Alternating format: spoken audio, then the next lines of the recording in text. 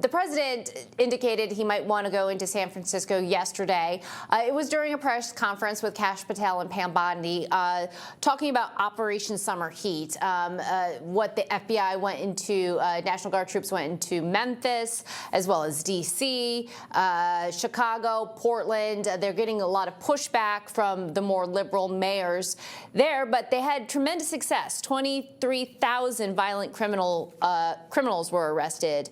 The FBI disrupted more than 170 organized criminal enterprises and 1,600 gangs.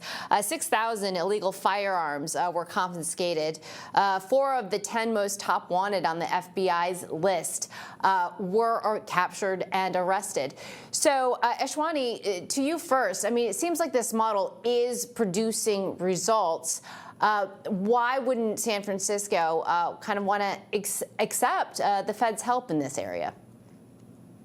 Well, great to see you, Kelly. Look, no one's arguing against safety, but President Trump is targeting U.S. residents with majority not violent records at all while ignoring the real threats. His own FBI and DOJ data show that undocumented immigrants commit fewer crimes than U.S.-born citizens.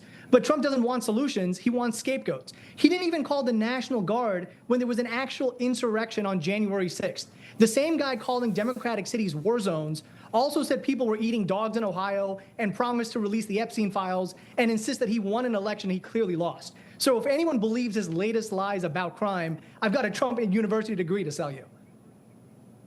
Ian, I live in Washington, D.C., and I can tell you firsthand that crime has decreased in this city, and it's a lot safer than when it went without the National Guard in the area.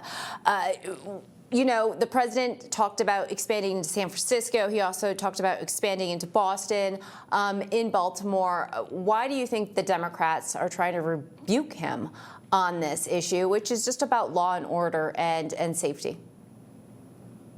Yeah, I think it's somewhat hilarious what they're choosing to fight over and what they're not choosing to fight over. The fact is, if you actually go to any of these cities, you see the reality of crime. I lived in the San Francisco Bay Area for 8 years.